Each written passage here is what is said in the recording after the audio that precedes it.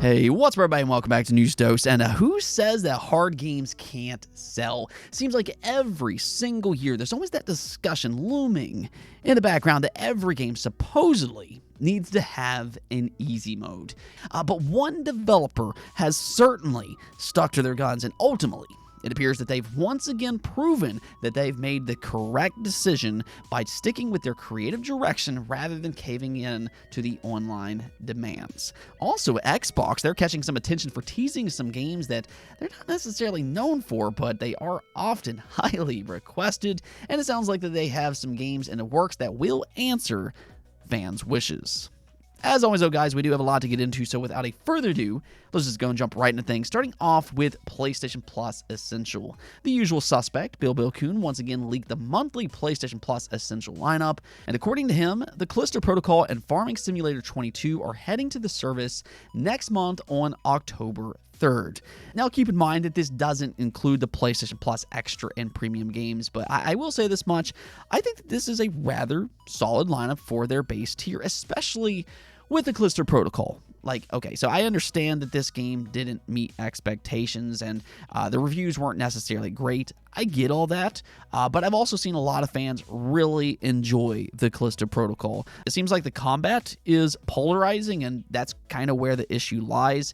But I've seen time and time again, players have come to bat for this game, claiming that once you get used to its combat, it's a good game. So I guess what I'm trying to say here is maybe give it a try. Maybe you will be on that side that really enjoys this game. It is a horror game for the spectacular month of October, and it's not all that old either, so most people have yet to play this game. Maybe you were interested in it before, but held off after seeing its reception. Well, if you're a PlayStation Plus subscriber, you'll now be able to try it out yourself on October 3rd.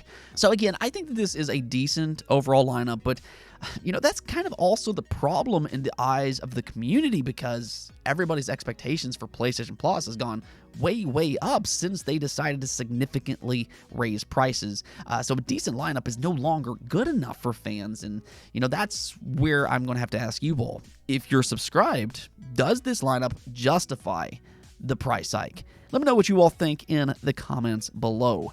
Moving on, though, over the last so many years, we've seen a lot of studio acquisitions to the point that fans are always asking, who's next? And now that we've seen Microsoft acquire not one, but what looks to be two different publishers, being Bethesda and, of course, Activision Blizzard, the rules have changed a little bit. Because of that, there's also a lot of speculation on which publisher is next. Well, one publisher that we can go and take off the board is Capcom. In an interview, they were asked what they would do if Microsoft came and gave them an acquisition proposal, and this is what their president said. "I would gracefully decline the offer because I believe it would be better if we were equal partners." Now, this question only mentions Microsoft by name, but I imagine that this response would be pretty much the same regardless of who they asked about. If they asked about Sony or Tencent or whomever else, they would have probably said the same thing. Capcom's response and commitment to being independent, though, it does make perfect sense. They've been having a lot of success on their own, and historically, they're in one of the best positions that they've ever been in, whether it be with Resident Evil, Monster Hunter, that's been a huge success for them, or Street Fighter. They've put hit after hit out, and the future, it looks brighter than ever right now for Capcom. Even Dragon's Dogma 2, they dropped a gameplay deep dive at TGS, and it looks incredible. I'm expecting that game to be a big improvement over the original, and hopefully this time more people will actually recognize that this is a great RPG. So yeah, they're doing more than fine on their own right now. If anything else, though, their refusal will shut down online speculation for the time being. I guess fans will have to instead speculate about other publishers like Square Enix, Sega, and of course, there's those yearly Take-Two rumors that makes absolutely zero sense.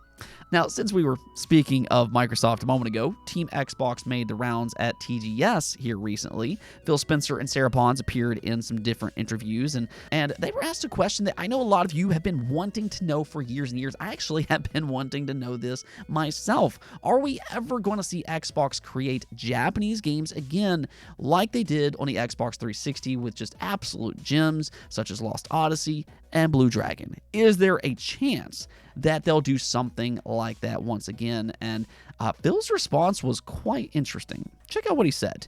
He said, "You can count on it. In fact, we released Hi-Fi Rush last year. Japanese game creators are also part of Microsoft Game Studios, and although there are some titles that cannot be announced yet, they are working with Japanese manufacturers to develop new games. The development environment is growing, including first-party and third-party, so I think we can expect more Japanese titles to appear in the future."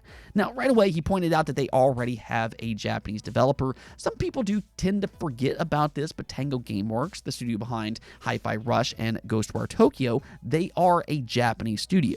So Tango Gameworks is a very unique studio for them that can produce first-party Japanese games, but more so, and this was the interesting part of his response. He noted that Microsoft Game Studios is working with some Japanese manufacturers, and I assume that he actually means Xbox Game Studios. Now, if you're unaware, though, Xbox Game Studios is their publishing arm that goes out and partners with third-party studios to make second-party titles. This is where games like Ori, Flight Simulator, Gears Tactics, Towerborn, and games like that comes from. These are all technically first-party Xbox games handled by studios that partner up with Xbox Game Studios publishing. Now, we already know about the Kojima project. That's at least one Japanese studio that they're working with, but he noted that they have some titles that they can't announced yet. And I think that's the eye-opening part in what he said. So with that, it really just kind of becomes a question of who. Now, it's really difficult to say which studios it could be. It could be completely out of left field for all we know, but speaking of Lost Odyssey and Blue Dragon, I have to say it. It would be amazing to see Mistwalker and Xbox work together once again. I mean, Lost Odyssey, honestly, might very well be one of the most overlooked JRPGs ever made. If you've played through this game, you probably know what I'm talking about, but it's a cult classic for a very, very good reason. It's a great game developed by the father of Final Fantasy himself, Hironobu Sakaguchi. It honestly plays a lot like a classic Final Fantasy game, and in today's landscape where some fans have been, we'll say, a little bit frustrated with Square's direction for Final Fantasy, Lost Odyssey 2 could kind of fill a void for fans if they wanted to partner up and bring it back once again. Now, that's not to say that they can't make an action game for a Lost Odyssey sequel. That's completely up to them. But one way or the other, a Lost Odyssey sequel would immediately have a lot of fans buzzing. I think that would bring in some real hype for the online community. Let me know what you all think about all this, though. If you want some more Xbox Japanese games, tell me which Japanese studio you would most like to see partner up with Xbox. Now, I know there's always some hope for a Scalebound revival with Platinum Games. Hey, maybe that could happen. There's always rumors of that. But let me know what you all think about all this. For me, I think it's just good to see Xbox actually make a push for Japanese content this generation. The Xbox Series is already a massive improvement for Japanese content over the Xbox One. It was abysmal on that console. But from the sounds of it here, they're not even close to finish just yet. Okay, so let's go talk about one of my favorite studios, FromSoftware. They have rightfully earned a reputation for themselves, and every single time they release a new game, you can expect three different things. One is that it's going to be a challenging game. Two is that it's going to be a great experience as long as you enjoy a challenge. And three, you're going to have online complaints that there needs to be an easy mode.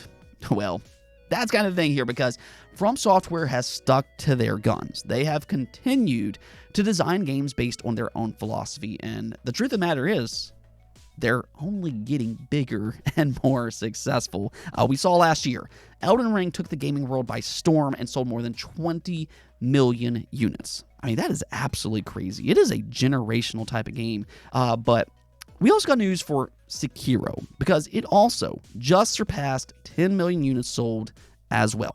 So that's two back-to-back new IPs that's been major hits for FromSoftware. Yeah, it doesn't exactly sound like they necessarily need an easy mode as some people claim online. Rather, to me, it sounds like a large fan base are instead thrilled that a studio is actually daring them to show their skills. There is a legitimate fan base that enjoys this type of challenge, and they don't want their hands held constantly. I'm looking at you, God of War Ragnarok. And here's the thing. You're always going to have a group of people say, why not have difficulty options? Well, the thing about that is that would take away from the experience of games that's meant to be challenging. That is a reward in itself. There is a reward in having a set difficulty that challenges everybody, not just you, but everybody. And everybody is on the same playing grounds. I remember a time growing up when you'd go to school and you'd be proud of yourself when you beat a difficult boss, and then you could talk about it with your friends and see if they've done the same thing. It's similar in FromSoftware games. There's a lot of interaction online as the community experiences it together with a set difficulty.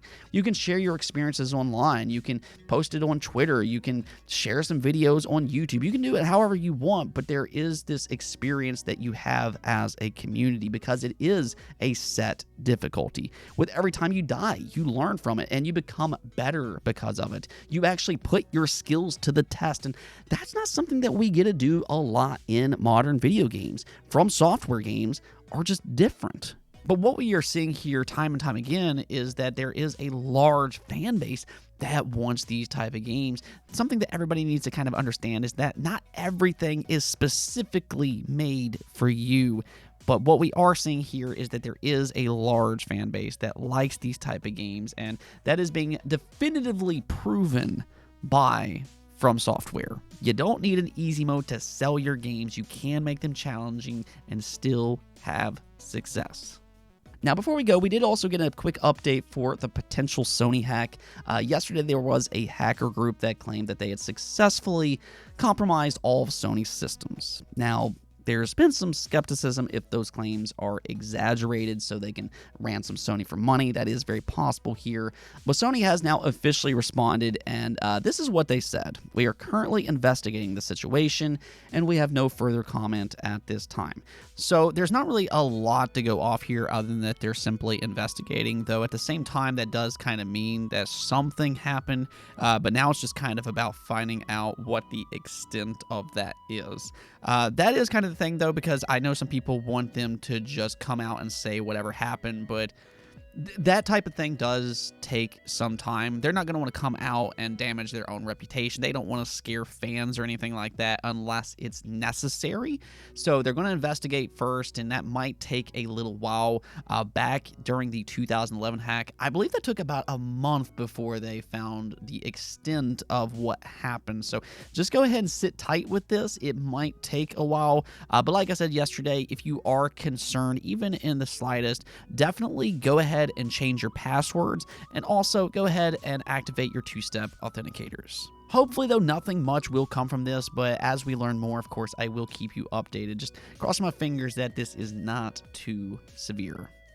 Let's go take a look at the poll of the day that we're asked you all, what Activision Blizzard game would you most like to see Xbox revive? And wow, okay, so most of you actually voted for StarCraft. It received 40% of the votes, then 21% voted Spyro, 17% voted for Tony Hawk, 12% for other, which includes games like Prototype, and then 9% voted Hexen. So yeah, StarCraft was the big winner here, which means I'm sure a lot of you all were very happy to hear Sarah Bond mention a StarCraft revival at TGS. Hopefully, like she said, they actually make that happen. For me, though, and this should probably come as no surprise here, I'm with you Spyro fans out there. I think that we need a Spyro 4, though I personally hope that it doesn't take Xbox's leadership to actually make this happen. I'm hoping that it's already in development, as it should be, especially after the Reignited trilogy was just so successful. They did recently announce that it sold 10 million units, so come on, let's make it Spyro 4 happen. But I guess we'll see. One thing's for sure here, though. Xbox is going to have a lot of franchises to play around with so long as they want to. Anyways, though, that's it for this episode. But if you liked the video, don't forget the bell notification and subscribe button for more content just like this. Also, if you'd like to support the channel through Patreon, thank you for making this content possible. Peace out.